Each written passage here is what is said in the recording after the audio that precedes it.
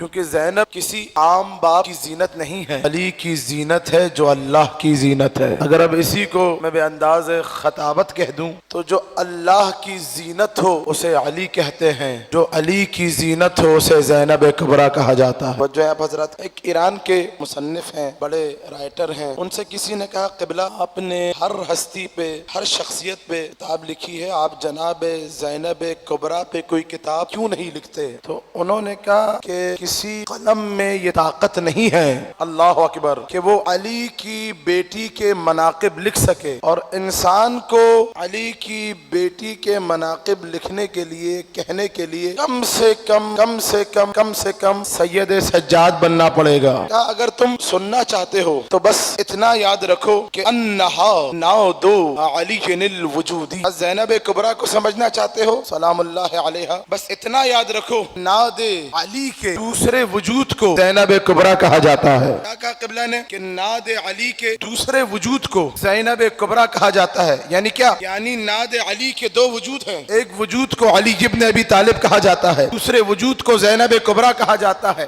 فرق دونوں میں یہ ہے کہ نعد علی جب نبی کی زبان سے جاری ہو تو اس کا وجود علی ابن ابی طالب بنتا ہے، نعد علی جب حسین کی زبان سے جاری ہو تو اس کے وجود کو زینب کبریٰ کہا جاتا ہے۔ اللہ نے کیا حسین جملہ لکھا، کہا کہ جاننا چاہتے ہو کہ زینب ہے کیا؟ مقامہا فی الاسلام کم مقام جہد والاخلاص، کہا کہ جاننا چاہتے ہو کہ علی کی بیٹی الیاء مقدرہ ثانی زہرا، کہا جاننا چاہتے ہو علی کی بیٹی کا مقام تو یاد رکھو قرآن میں جو مقام سورہ جہد کا ہے، سورہ جہد یعنی کیا؟ یعنی سورہ کافرون، یعنی قل یا ایھا الکافرون لا اعبد ما تعبدون کا جو مقام قرآن میں سورہ جہد کا ہے، اسلام میں وہ مقام زینب کبریٰ کا ہے۔ قرآن میں جو مقام سورہ توحید کا ہے، اسلام میں وہ مقام زینب کبریٰ کا ہے۔ یعنی کیا؟ یعنی علی کی بیٹی سورہ جہد ہے قرآن میں، کافروں سے برات سورہ کافرون ہے قرآن کے اندر، کافروں پہ تبرہ سورہ توحید ہے، اللہ کی وحدانیت کا اقرار،